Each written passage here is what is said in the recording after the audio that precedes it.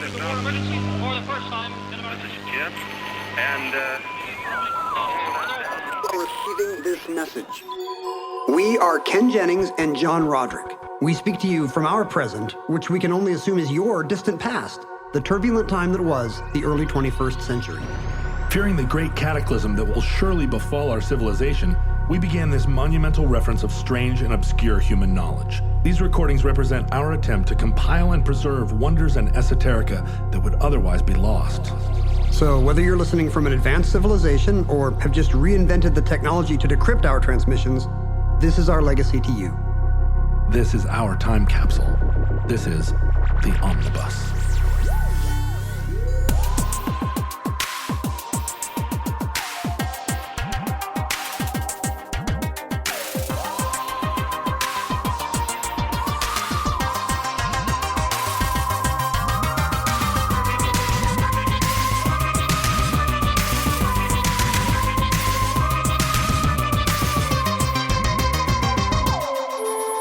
You have accessed entry 466.PS3302, certificate number 30784. The 59 Les Paul Standard.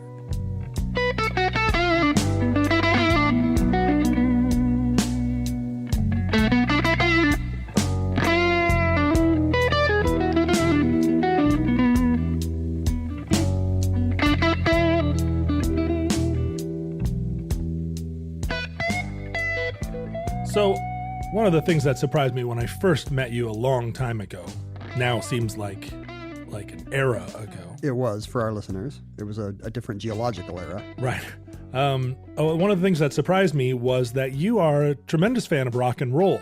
Your knowledge of esoterica is why you're famous, but you also are a real avid consumer of media across all spectra. I love the rock. I love the roll. You do? You like boogie and woogie? We have both kinds, country and western. Mm-hmm. My brother is the real kind of music head who can name all the session musicians on every record and knows which is the rare Japanese import and reads a lot of rock criticism. But I kind of absorbed that from his passion about whatever the new band was. But you love indie rock. You can name most of the indie rock bands. You even listen to the Long Winters. I listen to your band, the Long Winters, one of my favorites. That's nice. Because I know you. I have to. Yeah, right. No, you don't have to. It would be awkward. I don't care if people listen to my Ken, band. you're a huge fan of indie rock, except for the Long Winters. I dated a girl she loved indie rock music, and I was like, I'm in a indie rock band. It's kind of pretty popular. And she was like, yeah. And we went out for years, and I wrote an entire album about her, and she never gave me props. Never. Interests include much, but not all indie rock. She was like, I really love this new Cat Power record. And I was like, I have a new record too that's about you.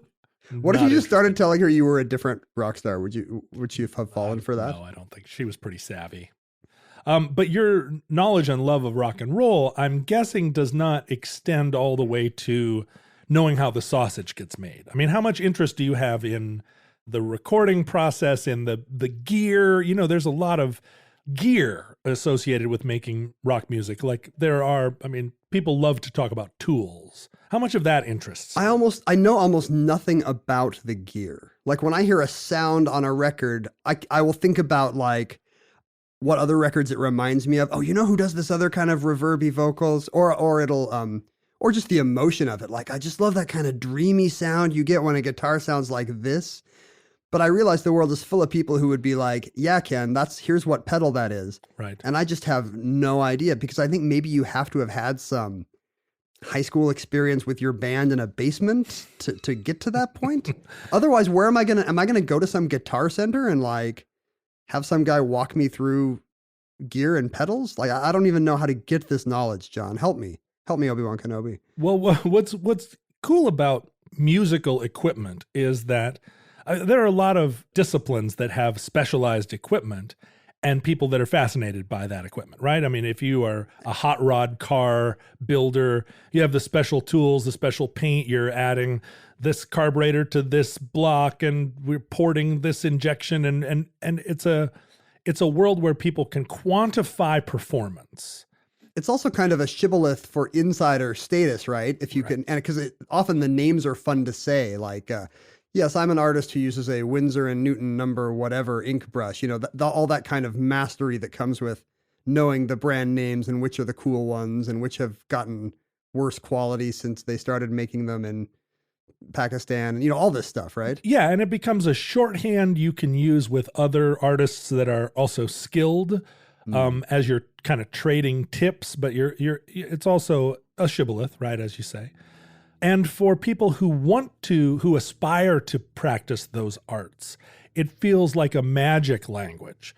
Right, because that's what you want to know. You're like, well, what kind of bass does he play? Or this is amazing. Like, what kind of brush do you use to get this line? Or the idea is that the tools, the illusion that the amateur has is that the tools will help me approach the mastery. Right. And this is especially true in music, because music is very mathematical.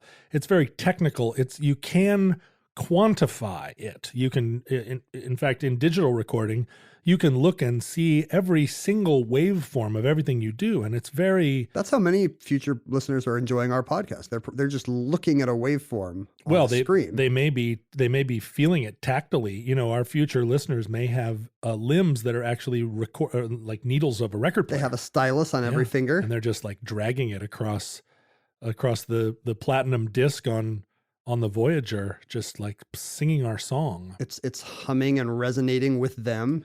Beautiful. But what's frustrating about music is that for all the ability we have to reduce it down to notes or waveforms, it is so intangible what makes music appealing. You can have two guitar players playing identical instruments and identical tunes, but one will have a different feel. And the feel is the thing that communicates the emotion that's in music. And there's no notation for that. Right? No, you can, and no equation, no way to say play the solo more like this. You can use words to describe it, but you're immediately into metaphor at that point. You're like, can you play it more blue? Can you play it more orange? And if you're wait, are they all colors? Not necessarily, right? It's like, you'll talk to singers and say like, sing from behind your eyeballs. I mean, it's all like a very we're working with so much handicap in trying to explain and describe the emotional element. It's funny that we've all kind of agreed on whatever that feeling is. It feels like you're singing behind your eyeballs, or it seems like the color orange. And this is how you try and communicate with other musicians that are working, you know, that are very proficient in their craft. You don't have to tell them like, put a little bit more vibrato on the note. Like, they know to do that. But to try and elicit a performance from them, you do have to work in this other much more colorful language, like and you try to conjure up states of feeling, like play as though you just lost a child, you know, like wait, really? You wouldn't like, do that. Is that maybe the kind of thing a producer would say? But you know, like jazz musicians, you often say like, try and emulate this player or that player. Ah, right. With rock and roll, it's very much emulate this drug or that drug, or emulate like this feeling or that feeling. Like we're trying to make I recorded a song one time on a record where the tone I was going, the song is called Mimi, and the tone I was going for was all of the ghosts in a Confederate graveyard all rose up at once and are walking slowly through the mist to you who are standing behind a locked gate. Does anything in the lyric convey this, or is this just supposed to be not at all? This is what I was trying. This is what I said to the producer, and I feel like we really succeeded in that track in communicating that feeling. Your eyes are my soul. You can turn lead into gold. I know I crossed the line.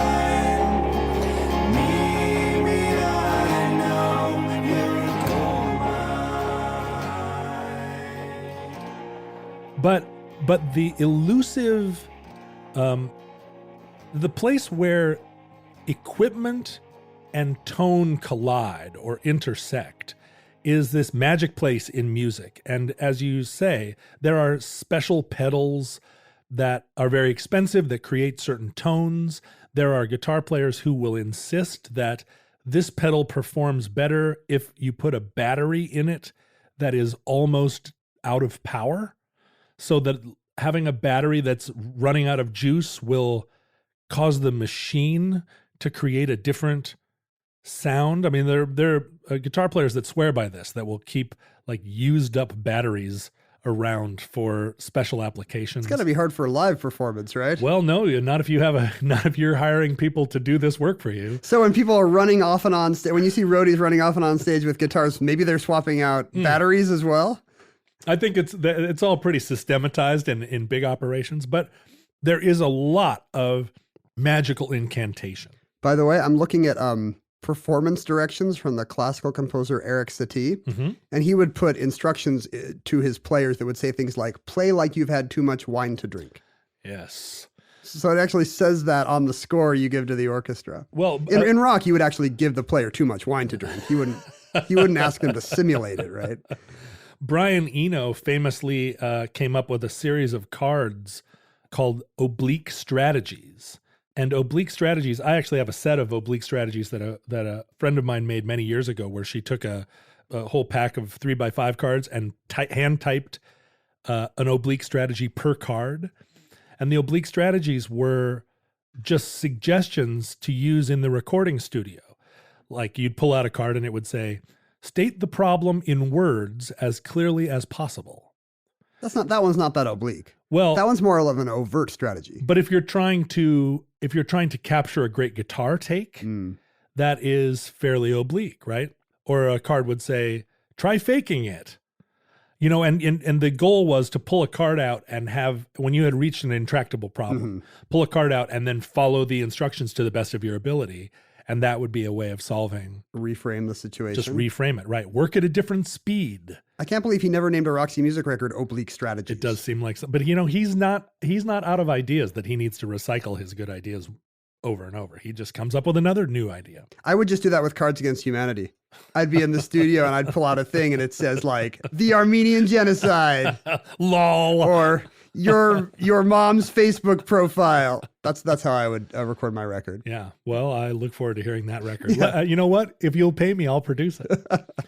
The history of recorded music is actually pretty recent, right? Until into the 20th century, the whole music business was still confined to selling sheet music. There wasn't a That's record where the player. money was, That's right? And it was really until after World War II, the majority of, popular music was largely orchestral.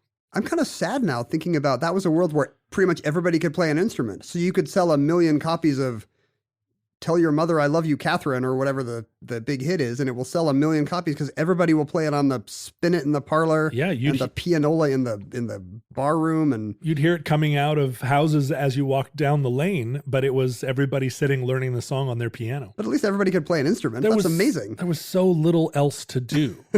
Everybody did know how to play the piano. But after World War II, as big bands had gotten bigger and bigger, and guitar players, you know, there's often a guitar within a big band. Is that what ended the big band era? They just got too big. It's like they collapsed like a neutron star. No, this band is so big it now contains every resident of St. Louis, Missouri. Benny Goodman can no longer see the furthest players. The entire city of Kalamazoo is arraying itself across the football field to play "I Got a Gal in Kalamazoo." No, as bands got bigger, right? The guitar players. Like a piano is a very percussive instrument. Horns are naturally loud. Drums are loud. Guitars, acoustic guitar, can't really keep up. Right. And an acoustic guitar is a rhythm instrument, even though it's making chords and complicated chords. But it's meant to augment the drums as a kind of like, you know, it's creating a shaker. But that was all getting drowned out. And so people had devised ways of electrifying guitars, putting I would just put one acoustic guitarist at each table in the nightclub. Distribute the guitarist. So it's quieter, but it's closer to your girlfriend's ear. That would be a great idea, except one of the things that's intriguing about music is that, and this is less true in rock and roll because we incorporated dissonance into the sound of rock music, because there are so many bad musicians in rock that if somebody doesn't know how to play a guitar solo, he just throws the guitar down the stairs and we're like, that's a genius part. But in Oblique strategies. but in Throw the jazz, guitar down the stairs. if you have 5 guitar players and one of them is not very good, it's really going to stand out like a sore thumb. That's why I was talking about this with somebody the other day. Like within choirs are very hierarchical. You don't just join a high-level choir, and you don't just join a high-level orchestra. You got to pay your dues. You have to pay your dues, and that's because if you have 50 people on stage singing and one person is a microtone off, the whole thing is wrecked. It sounds like garbage. And so, although there are a lot of ways you can practice the sort of everyone's an artist philosophy of the late 20th century. It does not work in vocal music. Does not work in like high level vocal music, or like you can't sit in first violin and say everyone's an artist. It's like, no, either you are really good or not. Did you see that Academy Award winning short from, I think, Romania about a mean choir teacher that wants to win so much that she tells the new girls to just lip sync during the big choir contest? Oh, I didn't see that. So it's a very heartbreaking thing, but yeah, it's definitely on the side of everyone's an artist. Well, look, there are lots of people out there who are lip syncing at events like that. I went to the Conference on World Affairs one time in Colorado. And the speakers were lip syncing? No, but I was invited as a musician, although when I got there, I realized all the other musicians were 70 years old and they were all jazz musicians, because Conference on World Affairs skews a little bit older. But I wanted to be there to talk about politics and culture and history, which is another track. And I was put on those panels, but I had to do something at the big music performance because that was what I was there to do. And I went up to the director of the thing and I was like, hey man, I don't know. I'm not a jazz player, and you guys are all like improvising and it's super hip. I can't really hang. And he was like, don't worry about it. We'll do something. We'll do just like a simple blues while you're up there and you could just blues it out. And I was like, okay, I can blues it out, no problem. So I walk out, they hand me a guitar. The band, there's 40 people on stage and they're all just like, and the guy kind of turns and he's like, all right, blues in E, watch me for the changes. And I'm ready to like blues it out. And the band's like, and I'm like, what? This is not blues in E. This is jazz. And from their standpoint, it was just some simple little thing that I should have been able to jump into. And so what I did was I turned the volume on my guitar all the way down. And I sat up there and just played just absolutely played it like my life depended on it. Were you really hamming it up? Oh, yeah, I was making got the blues neck in the face. air. I was just like, come on. I was getting all into it. And my guitar is making zero sound. And he turned at one point during the concert and looked over at me and gave me like a look of like, what are you doing? Because, the musicians could tell there's nothing happening. But the audience was completely dumb because there's so much music getting made on that stage. But and I pulled it off, although I didn't get invited back to the Conference on World Affairs. So maybe I didn't pull it off. The orchestra leader told on you. My son's in marching band now at his high school. And one thing he told me is that when you see a marching band, at least at the high school level, marching across the field at halftime, none of the new kids are actually playing their instruments. Like they are just thinking about their feet because they've got to learn all these formations. And now we're going to make a circle. And now you guys all have to weave into this cross. And so all the new kids are just kind of like holding their trumpets or whatever at their mouths and not playing at all because they're just thinking 3, 4, 5, left, 2, 3, 4, 5. I'm sure that's not true in an actual good college band. But. Yeah, but in an elementary school band for sure. So immediately after the war, there's a lot going on, right? This is an incredible time. Like we're at this dawn of jet travel. We've invented nuclear weapons. We've invented youth culture. Yep. And the teenager now exists. And there are a lot of new styles of music that are becoming popular, country and Western music, blues music. And the desire to have guitars that were loud enough to be heard over an orchestra had kind of pushed people to develop these different ideas of pickups to fit into pickups is a little essentially it's a microphone. A little microphone fits somewhere in the guitar. That then can go through a cable to a little amplifier. But a lot of servicemen were in Hawaii during the war, and Hawaiian music had incorporated the lap steel guitar. It's somebody like moving a glass bottle on a string, so it gives you that Hawaiian. Yeah, there are no frets, which are little metal wire that the ridges on the that give you kind of an area where you can make the note and it won't be flat. Like on a violin or a cello, your intonation, the pitch of the note is determined by your finger placement alone, and you can be sharp or flat by very small amounts just based on where you are fingering on the fretboard, or on the fingerboard rather. On a guitar, it has the metal wires across the neck. Finger goes here. And anywhere in between those wires, if you push down, it will be the wire that bridges the string. Ah, I see. So as long as your finger is somewhere in that range, you get the exact same tone. Right. Or you get, no, it's not exactly the same, but you can maintain, if your guitar is properly intonated, it will be in tune as long as you're playing, making chords within these frets. It does not give you the ability to make like half tones, microtonal notes, but you don't want that in a rock band or on a guitar. But in Hawaii, so the pedal steel or the lap steel, it doesn't have frets. You're moving a bar, either a bottle or a metal bar, up and down the strings, and that's what gives that Hawaiian music, and also that is a popular instrument in country and western. I did a very bad impression of it. I want you to do a better impression. Oh, mine wasn't so bad.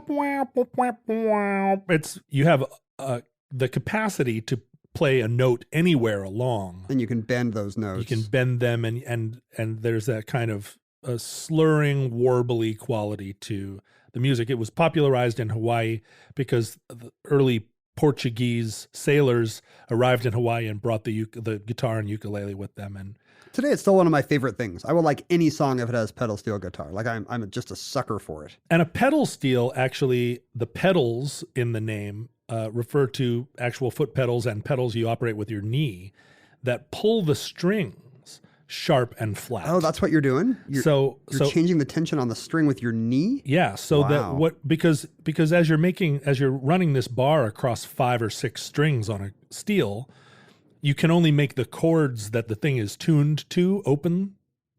But if you pull or slacken various strings across the guitar, you can change the chord beneath your bar.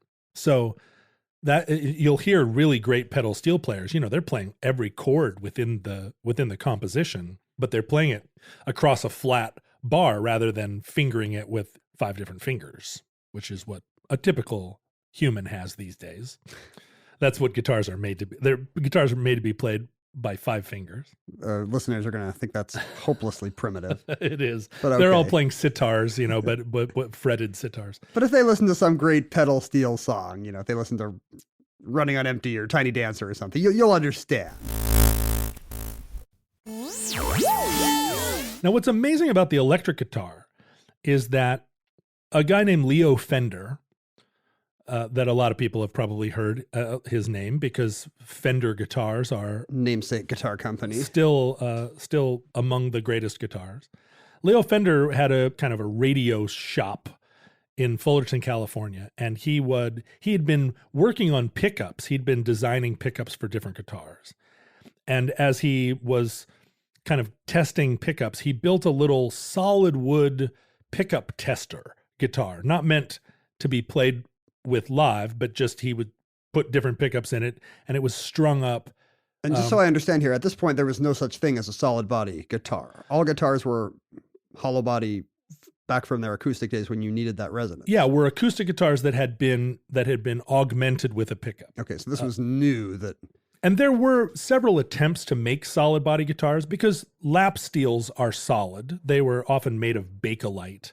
A couple of different companies have, lay claim to have maybe made a prototype of a solid body guitar, Rickenbacker. Is that for sound quality or just because it's a more compact thing? Well, it was all sort of evolving simultaneously. The amplifiers weren't really that big. It wasn't, but also there wasn't a style of music to utilize yet. Right. To utilize this tool. So it's chicken and the egg. Like rock doesn't exist because you don't have electric guitars. Electric guitars don't exist because you don't have rock. Right. And in Fullerton, it was kind of these were big country and western days, and players would come in to Fender's shop to trade out their pickups, and they would see this little tester he had and listen to it, and it had a really bright penetrating sound. So it did have a different sound A quality. completely different sound quality. An acoustic hollow guitar has a lot of resonance and warmth. Yeah. But if you think about country and western, it really the sound we think of as country and western now has a very trebly kind of very precise. And so they loved this little tester he had, and people started asking him if they could borrow it for their show. At which point he realized, oh, this is a thing. And he started to kind of mock up a design for what a solid body guitar would be. I wonder if it fits in country because it's similar to the kind of plink plink of a banjo getting plucked, you know? Like it's kind of a piece with that. It absolutely is. And you, with that plinkety plink, you can put a little bit of reverb on it, and it sounds, you get what's called a little bit of a slap back feeling where you hit the pink and within the reverb of the room, even before there was artificial reverb pedal, right? Yeah, the sound would go to the back of the hall and come back. So it would be pink, pink, pink, pink. And you would never hear that with an acoustic guitar because it just doesn't have that kind of impact, that piercing quality. Yeah, it was, an more acoustic of a slow guitar rise and fall. is just too warm. So Leo Fender, in one of the like supreme acts of creation, sits in his workshop and he builds the prototype of what is the first electric guitar, effectively, the first mass-produced electric guitar, which he first called the Broadcaster. Nice. But he got sued by another instrument company, Gretsch, who said, we already own the copyright to Broadcaster. He called it the Esquire for a while. There was a while there where after he got sued, he had to take the name Broadcaster off of the guitar, but he hadn't come up with a new name. So for a while, they manufactured this guitar, and we call it now the No-Caster because it just had no name on it. It just said Fender. Not allowed to market it as anything. And eventually he settled on the word Telecaster. It's funny how they really emphasize kind of the futuristicness of it. Like it sounds like a Tomorrowland Jetsons kind of a thing. It's space and radio and all that. It really is. Like Telecaster is their idea of like, it's the future. And later Strato literally means like, the edge of space. Like we want you to think like the music of tomorrow. Tomorrow, whoa. But the Telecaster it's one of the rare moments in time where someone made a thing perfectly the first try. That's literally never happened to me. It has never really happened to me either. But no offense to my children who are fine. Yeah, my daughter is perfect if you asked her. 1 out of 1 elementary school children surveyed say.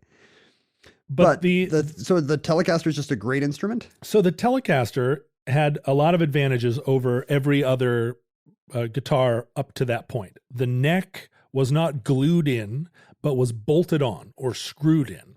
So which gives you what? What it allows you to do is, one of the things that happens with a guitar is that it breaks. If a guitar falls over, a guitar is under tension, right? And it's very common for the neck to break. The headstock will break off. The neck will break at where it joins the body. And with a Telecaster, if you have any problem with your neck, you just take it off, put another one on. It screws on and off, but also it's incredibly easy to manufacture. Sure, it's interchangeable parts. And he designed it to be mass produced. And so the body was just a slab of wood. The neck was a slab of wood. They were joined together. Instead of, with electrified acoustic guitars, you have to put all the electronic stuff, you have to put it in through those little F holes or through the circular hole. Yeah. And this was a body that you could route out with a machine. Does this mean that, electric guitars essentially become one of the most affordable instruments? It's less of an artisanal thing that you have to get from a craftsman and more of a mass-produced.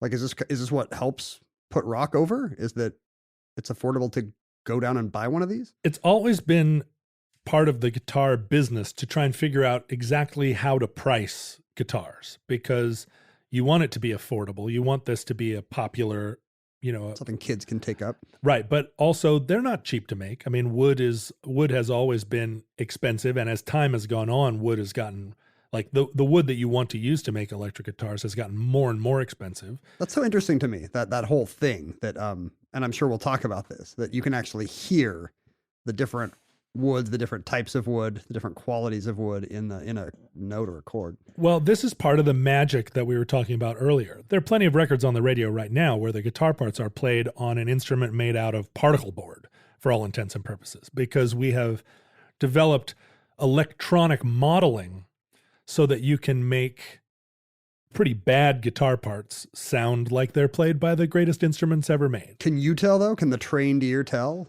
Well, music recording has changed so much over the last decade that your ear is, if you are a trained musician, if you've spent years and years thinking about this stuff, your ear is so befuddled by what you're hearing in recorded music now, it doesn't know where to start, because everything in a recording now has been chemically processed to the point where what is it emulating? Sure. Like every change now is on the table. Everything's a variable now. But in the early days of electric music, they were building instruments that had yet to be discovered what they were really going to do. I mean, the initial Telecaster did not realize it was creating rock and roll. These were, we've talked about this before. These are just mid-century guys tinkering just to see what they'll make. Let's see, maybe these country guys will play this instead of the banjo. But there was, in this popularization, this explosion of interest in electric guitars. And they started to be used initially by people that were already professional guitar players, but now you could buy it. Now you could experiment with it. You could learn guitar. It was a lot smaller instrument than a parlor piano to carry with you everywhere. Sure. And also people had record players in their homes. They were listening to recorded music. It was a popular form of entertainment, and you could listen to records and learn them on the guitar. This gives birth to the era of the annoying guy showing up at the party and playing Wonderwall. Right. Because it's portable. Wonderwall of all things. But the Telecaster was a perfect instrument. And as evidence of that, it has never gone out of production. And Bruce Springsteen plays one, and they're still in use by contemporary artists. Are they effectively the same, or is it like a car where each year has different modifications and fins and improvements? In the case of the Telecaster, every improvement that was made was, eventually, like there are some of the Telecasters that became separate instruments, like Telecasters with different styles of pickups. But you can go into a music store right now and buy a 1952 Telecaster made to the specifications of 1952. That's fascinating. Now, there's not that same quality of wood available, so there are compromises at every stage. I mean, the pickups are made in China instead of hand wound by Leo Fender. But yeah, the fact that he died in the 90s probably makes that a little harder. Yeah, he can't really hand wire them. Although pickups that were made by him now are very expensive on a secondary market. Ah, interesting. Like the idea there's a ghost in the machine still, like his fingers were there. Right. But Leo was thinking, like a lot of mid-century guys, like the future, like we made the Telecaster, now we're going to make the Stratocaster, which is even better. It has 3 pickups instead of 2, and it looks even more futuristic. Where are the pickups, by the way? Pretend I know nothing about guitar. Okay, so anatomy. Pickups are little magnets that pick up the resonation of the string. They can sense some kind of electromagnetic, or is it a physical vibration? Well, it's because the strings are metal, the magnets are wrapped in copper wire, and they pick up the electromagnetic vibration of the string and run it in through a wire to the amplifier, which broadcasts it. Okay, so some field is actually moving. Okay, that makes sense. And every aspect of this little signal chain matters in terms of what sound comes out of the speaker, what kind of strings you're using, what wood the neck is made of, what wood the body's made of, how the pickups are built. Are the pickups in the body of the guitar? So if you look at a guitar, you look at the neck and it goes all the way, then you have the big body of it. Yeah. And in most electric guitars, you'll see between 1 and 3 metal bars. Oh, they're all in the same place. It's not like they're picking up vibrations from different parts of the instrument. Well, they're not in exactly the same place. A typical electric guitar, like the Telecaster, has 2 pickups in it. And one of them is very close to the neck, where the neck joins the body. And one of them is back where the strings connect to the body at the bridge. And the one that's closer to the neck has a warmer sound. The one that's closer to the bridge has a sharper sound. And is that a balance the player can control on his or her amp or instrument? So that's what all the knobs and switches on a guitar do. You can play just the neck pickup. You can play both pickups together and just the body pickup, just the bridge pickup. And then there's also a tone knob and a volume knob. You need the volume knob for when you're playing with a jazz combo And and or out of your left. Well, and if you're comping chords behind the band, you turn your volume down, dank ding dank ding, and then when it's like take a lead, you whip that volume knob up, and you're like, which is what all guitar solos sound like. It's fun. It combines like the craftsmanship of, you know, a harpist or a lyrist from thousands of years ago with being able to actually tinker with buttons and knobs like a Right. space age boy with a shortwave radio. But it's very mechanical and it's very natural. It's very, I mean, these are simple tools. There's 6 strings. There are effectively 2 octaves on a neck of a guitar. Mhm. There are these 2 pickups, and you have, in the case of a Telecaster, a volume and a tone knob and a pickup selector switch. So this guitar was very popular. The Stratocaster that came after it was also very popular. Stratocaster made popular by Buddy Holly. Yes.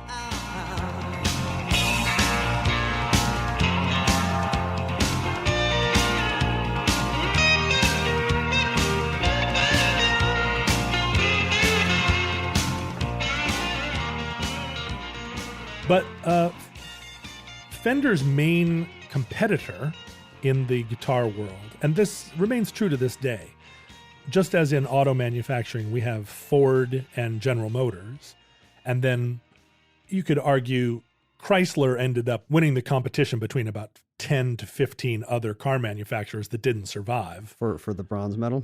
But in guitar, there are Fender and Gibson, and then a dozen other American makes that either got gobbled up or kind of were fighting for bronze. Fender and Gibson are the big two. Fender and Gibson are the big two. And Fender came out of nowhere, right? Gibson Guitar Company had been in business for many, many years, making big arch top, hollow body jazz guitars. They were the premier guitar maker. And now they've got to chase this guy out in technology. Fullerton with a short sleeve shirt with a pocket protector in it is making these electric guitars and selling them like hotcakes. And so Gibson needed a guitar that could compete in the market. And so they went to a man by the name of Les Paul. And I know from looking at your record collection that you have a lot of Les Paul and Mary Ford records. Les Paul and his wife Mary Ford were popular record makers in the 40s and 50s, and Les Paul was a tinkerer himself. He'd actually come to Gibson many years before with a prototype of a solid body guitar, and they'd rejected him. He was one of the... Is it on the strength of that we sometimes think of Les Paul as the inventor of the electric guitar, even though Gibson ended up chasing Leo Fender? We do, and we think of Les Paul as the inventor of multi-track recording. He was a classic American tinkerer, but he was also a phenomenal guitar player and a composer, and his wife Mary Ford was a great singer. And so he was producing these records at the time that sounded incredibly novel and sold millions of copies. And some of the novelty was that he was making all this music by himself because he had invented multi-tracking instead of needing an orchestra in a studio just all playing into one microphone. So he was playing every instrument essentially? Yeah, or he was like doubling and tripling his vocals and his parts and playing all these different parts by himself. He didn't have an orchestra, the Les Paul Orchestra. So Gibson went to him and said, "Hey, remember that idea? We're working on one now. Would you mind if we consulted you? Would you mind if we put your name on it?" Because his name had some credibility. He was It was celebrity endorsement of a real musician. It was like the Air Jordans of its time. And in the same way that we say like, "Oh, nice Jordans," now it's easy to forget that that's referring to an actual person. Les Paul is the same. We talk about Les Pauls. That's this guy. It's kind of Les sad Paul. that his music is kind of forgotten in comparison to his eventual gift to instrument making. Yeah, although there are a lot of musicians of that era whose music is forgotten and we don't say their name 500 million times a day. I think we should have more Paul, not less. That's what I'm saying. Waka waka. That's why you're the funny one on this show. So Gibson was developing a guitar and they went a different direction from Fender. They did not want a bolt on neck because what you get with a bolt on neck, although it's ease of manufacture, you don't get a lot of the sustain that you get when a neck is glued into a body. You know, a glued in neck creates a kind of single wood organism. This is a separate piece that stops vibrating sooner than everything else. Right. And so Gibson wanted a set neck. They didn't just flat band saw the wood. They wanted it to have a kind of curved, hand carved top. They were making a premier instrument, a more expensive instrument. It's a luxury good. A luxury good. And so they debuted the Les Paul guitar, which was also a success initially. The price point was quite a bit higher than the Telecaster, but it was meant to be played by jazz musicians. There was they weren't competing with the country and Western guitar players of Leo Fender. They were providing a service to the Charlie Christians of the world. And the initial Les Paul was painted gold as a way of describing like how what a fine item it was. They were very literalist then. They were like, we'll paint it gold. People will know this is a choice thing.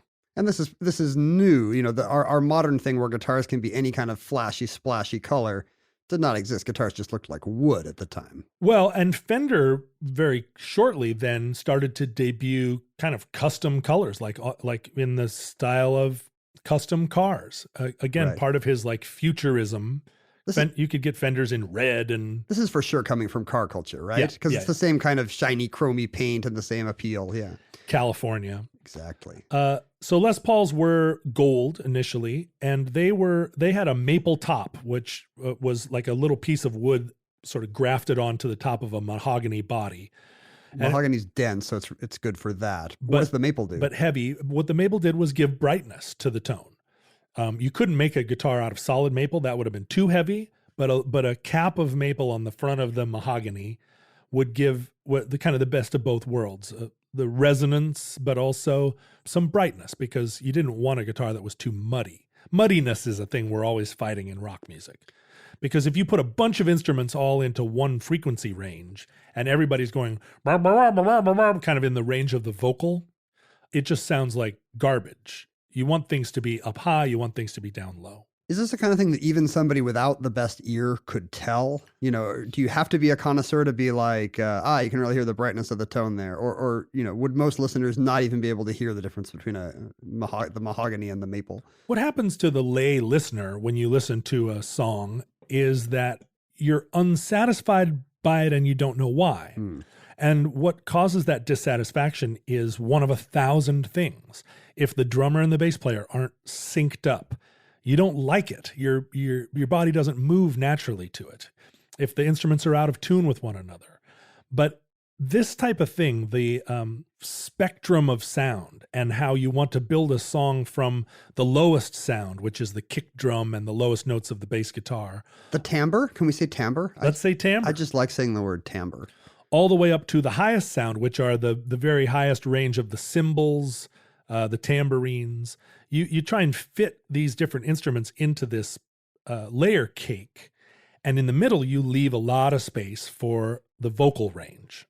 But unfortunately, the vocal range is also the range of a lot of where the guitar right? is. So you compensate for that by making the guitar brighter in tone. And if a thing is brighter, you can also turn the volume of it down and it's still audible. So that's how you hear guitar parts in songs that are kind of like ding, ding, ding, ding, ding. And it's not like overwhelming, but it's very present in the mix because of this trebly tone. So the Gibson Les Paul is a moderate success, and they keep kind of tinkering with the formula. They put one out called the Custom, which is black in color, which has gold pickups. That's very beautiful. We're kind of into the mid-50s at this point. We're in the so mid-50s. rock is actually starting. But rock music is a people's music, and they're using a lot of Fender guitars. Gibson keeps kind of trying to explore how to popularize their instrument. They stop painting them gold, and they paint instead, and this is in 1958, halfway through 1958, they start painting them in a sunburst, which is sort of gold, like natural paint in the middle where you can see the wood through the varnish, and then kind of out to a red. It kind of fades out to red along the edges of the guitar. It's funny that guitars are getting more beautiful at the same time as fewer people are seeing them. You know, music is becoming something, guitar music has become something you listen to on the radio, not something you go down to a to a watering hole to see played. But the instruments are lovely. Well, but this is the dawn of the era of television. Ah, that's true. And in fact, there was a finish that the Gibson company used called TV yellow. If you painted a guitar white and put it on television, the white balance would, and we've all seen something white on an old-fashioned television. Like Pat Boone? Like pretty much everything on old-fashioned television. Yeah. But somebody in a white shirt would cause that flare. Right. It extends beyond the borders of Pat Boone's skin and turns into like it flares. Whereas if you paint a guitar a kind of light yellow, it reads on black and white TV as white. So my teeth would look very white if I was on TV in the 50s. My teeth are always going to look a little weird because I sharpened them during my cosplay years, turned them into wolf teeth. I missed my chance to have really white looking teeth if I'd just lived in the black and white era. But the rise of television played a major role in the guitar culture because it introduced the idea that a musician was cool looking, and that played a big part in how you received their music. Like the Beatles were as renowned for their haircuts as they were for their tunes. Isn't that funny? Like all the people railing against the counterculture had not heard the songs. They were just like, look at their hair. Yeah. That's not even a haircut. We can't let them get away with this. And there's also the manner in which you play electric guitar, lends itself to TV as well. I mean, I don't know how early people realized the phallic connotations of a guitar, but it seems a little more direct with a solid body thing you're holding than a jazz guy sitting in a chair, right? It does, but also 4 people can make the music of 25 people if you have amplified instruments. Yeah. So all of a sudden, instead of looking at a wide shot of the Lawrence Welk Orchestra where you can kind of not distinguish any individual musician. The celebrity is the band leader. I love Jimmy Dorsey. Yeah. He's going to play for like 40 seconds. But now, like, you've got Elvis in the front and Scotty Moore to his left. And, there's 4 people up there and they're making all this racket. Right. And so you can know everybody's names. It becomes a personality cult. And that was part of the boom of rock and roll too, as anybody could buy a guitar and then you could tune on your TV and see these cool cats. Anyway, Gibson made the Les Paul standard for just 3 years. And this is the Les Paul after they stopped painting it gold and they started putting a clear finish on it, a sunburst finish. And they realized that in order to have the guitar look good, if you were painting it, you could put an unmatched top 2 different pieces of maple on there and paint it gold or black. But if you were going to have it where the finish was see-through and you could see the grain of the wood, the top had to be matched. It had to be book matched, the 2 sides of it. And that lent itself to a lot of kind of artistry because you'd find these beautiful pieces of maple and put them together and laminate it, and you could see all the grain and all the what we would call the flame of the maple, which is the characteristic of the wood as it receives the varnish. This is exciting for our listeners. 40 minutes in, or at least we've gotten to the actual title of the show. Here it is, the 59 Les Paul Standard. 1959 was the apogee of this particular moment in guitar making. The 58s often had very plain tops. By 59, they'd figured out how to make the wood, to pick beautiful wood for the tops of these guitars. So it's not just the varnish. They're also picking the grain better. Right. And by 1960, they had kind of thinned the neck down a little bit to make it easier to play. But that was enough of a change that it felt like maybe an evolution in the wrong direction. So there's 1 year of overlap between the nice bodies and the nice necks. And what Gibson was doing that Fender wasn't was they had worked with a man named Seth Lover to develop a humbucking pickup. And the problem with electric guitar pickups is that they're vulnerable to 60 cycle hum, which is a hum within the electric circuit that will the amp pick it up? Or? Yeah, the amp picks it up. And so even if the strings aren't making any noise, the pickup and amp cycle creates this and it's not feedback, it's 60 cycle hum. Seth Lover realized that if you took 2 coils and electrically inverted them so that they were out of phase with one another, it would still pick up the tone of the strings, but it would the out of phaseness would cancel out the hum. Oh, because they're going in different directions. And so you could turn the guitar louder You could turn it up louder, turn the amp up louder without having this annoying hum. Does that lead to artistic change in the music? Was rock and roll a little more sedate when you couldn't turn up your guitar? Well, or you just couldn't put as much gain into it. So, so your guitar tones were very clean and plinky and strummy. As the humbucker enabled you to get louder, you could also get loud enough to create distortion that was pleasing and not just like ugly distortion, but it was a fatter sound. It didn't have to be so clinky. So most of the effects we associate with electric guitar solo today would not have been possible without the humbucking pickup. Right. Well, unfortunately for Gibson, these innovations in their time did not sell. The Les Paul standard was not a commercial success. People were moving away from jazz music, and the Les Pauls, or the Gibson company, was not perceived as hip. These were like big fat guitars for people making bebop music. It was still the jazz guitar. And so they only made these Les Paul standards for 3 years, 58, 59, and 60. Do we know how many, more or less? During the whole run, they made less than 1,400. Oh, wow. And of the 59s, I think they only made 600, and I think it's a knowable number. They made 643 1959 Les Paul standards. So this is kind of getting into Stradivarius range, where it's such a rare thing that we know where all the surviving ones are. And I assume there's a collector's market. Well, there's a reason for that. And then, so they stopped making them, and they made a new guitar, which they called the Les Paul. Starting in 1961. And it's a guitar we now think of as the SG. It's the guitar made famous by Angus Young of AC/DC.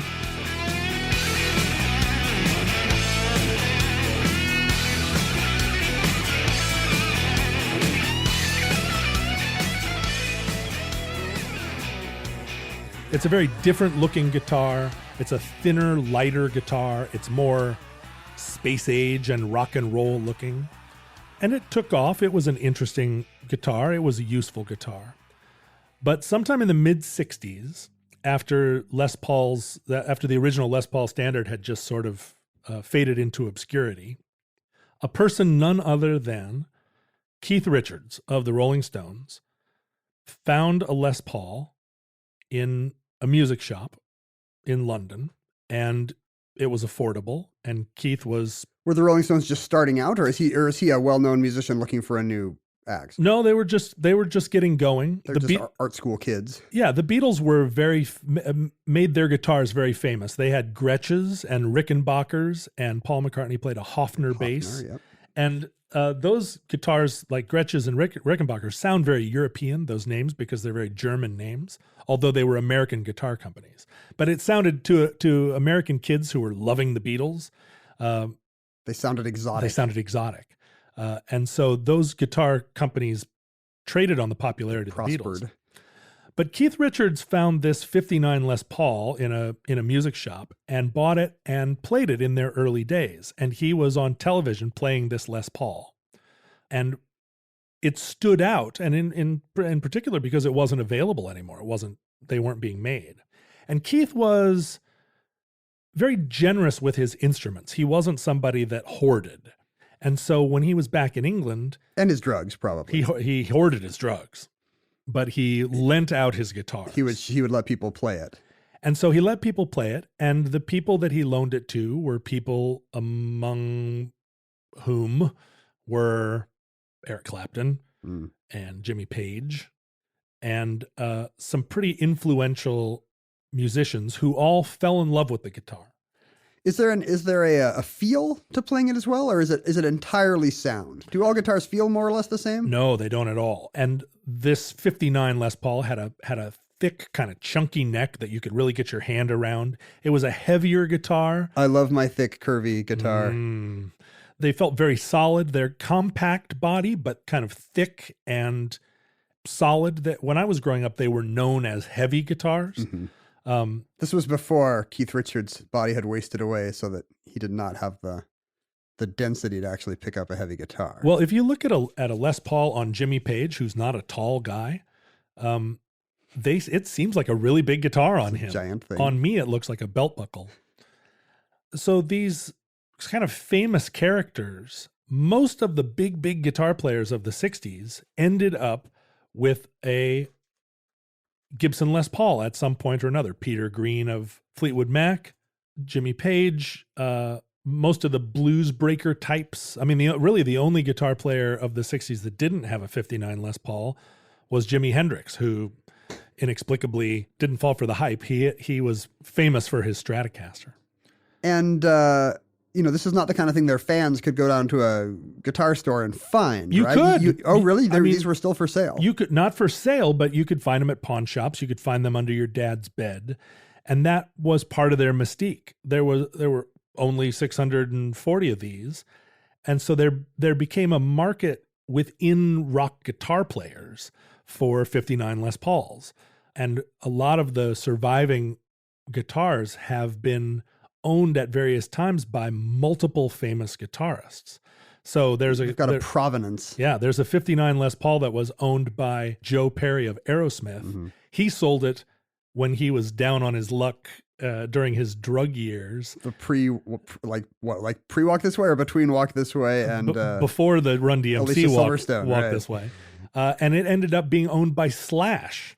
And then Slash became friends with Joe Perry after Slash got famous and gave it back to Joe as a 50th birthday. The funny thing is guitarists do this with their girlfriends as well. That's true. And very famously, Eric Clapton and George Harrison traded a wife. But not a guitar. Well, Eric Clapton did give George Harrison a very famous Les Paul, although I hope that wasn't the deal. Like, I can have... I'll take Patty for this guitar and a player to be named later. There's the famous Les Paul that was owned by Peter Green, later was owned by the guitar player for Thin Lizzy, and then it was recently bought by Kirk Hammett of Metallica for $2 million. Okay, that was going to be my next question. So you have a bunch of guitars here in the bunker. You do not have a 59 Les Paul Standard, I assume. No, because by 1968, Gibson realized that they needed to start making this guitar again. It had become a fetish item, and why were they not? Why weren't they making it? Why is it pawn shops making all the money here? So they started making them in 68, and they make them now to this day. Gibson along the way realized that the 59 Les Paul had become such a talisman that they needed to just start making recreations of it. And as we sit right now, the 1959 Les Paul recreation is one of their biggest sellers. They're charging $4,000 for an imitation 1959 Les Paul. And if you've played one of these replicas, like, do people say it's close? Like, is it what's different? What do you get by actually paying $2 million for the Thin Lizzy guy's guitar? At the point at which you're paying $2 million, it's just that it's a talisman. It's rock history. You can buy a 59 Les Paul now I think on the secondary market for about $250,000. Wow. There are these 600 of them. They're not all accounted for. About half, maybe 60% of the 59 Les Pauls are accounted for. There are plenty of... Some may have been destroyed, but some are presumably still in attics somewhere. Somewhere in an attic. We're not that far away from 1959 that there aren't examples where some kid bought one and then went to Vietnam and was killed and his parents left his room untouched. There's still examples of guitars reappearing where somebody just pulls it out from under their grandfather's bed and takes it down to a shop and says, "What's this worth?" And hopefully the guy says, this is fine. I'll give you $500. Yeah, I'll give you $2,500. And I've held a few actual 1959 Les Pauls. There was a while there where it was crazy speculation that they were going to all be worth $500,000. Mm-hmm. The market kind of flattened out. But that guitar became what we now think of as the holy grail of guitars. And it might have been the Fender Telecaster if they hadn't just kept making Telecasters just perfectly the entire time. There wasn't this false scarcity that happened with the Les Paul where Gibson decided, it's not selling, we're going to go a different direction. And then it became, through the magic of Keith Richards and his magic hand, became an item that 60s rock musicians really needed to have. And believe me, they are phenomenal instruments. But the magic is disproportionate to the actual quality? No, I think that probably a 59 Les Paul does sound different and better than almost any, in terms of making the sound of a 59 Les Paul. I mean, if you're making country western music, it's not the right guitar for you. But in terms of the the magic tone, the warmth, the sustain, the fatness, the unquantifiable like emotion that is in an electric guitar. I think the 59 Les Paul is probably an unmatched peak.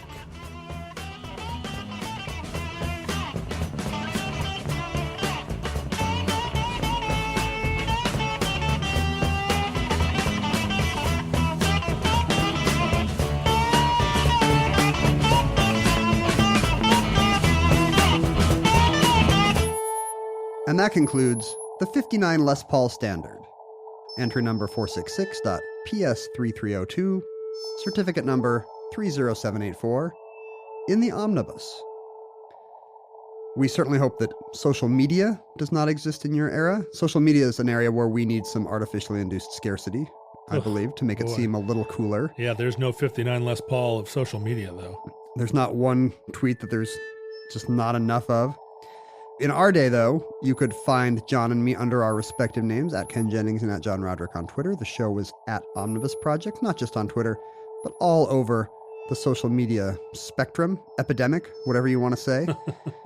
John was also at John Roderick on Instagram. We could be emailed for very important communication at omnibusproject@howstuffworks.com so that we could open our work to the scrutiny of our peers. There was also a fan group called Futurelings, which you could find on Facebook. And weren't we giving a mailing address? Because you wanted people to send us things. Yeah. Give the mailing address. If your son never came back from Vietnam, please send John his 59 Les Paul Standard at Omnibus Project, P.O. Box 55744, Shoreline, Washington, 98155. Listeners, from our vantage point in your distant past, we're listening still to the last few recordings of actual instruments making cool rock and roll before everything just became bots selling you tampons. That's actually what I was hoping rock would become. That's what Elvis would have wanted. Yeah. Bots selling tampons. We hope and pray that the catastrophe of that never comes. The blood wave. That self-driving cars never come. But if the worst comes soon, this recording, like all our recordings, may be our final word. But if Providence allows, we hope to be back with you soon for another entry in the Omnibus.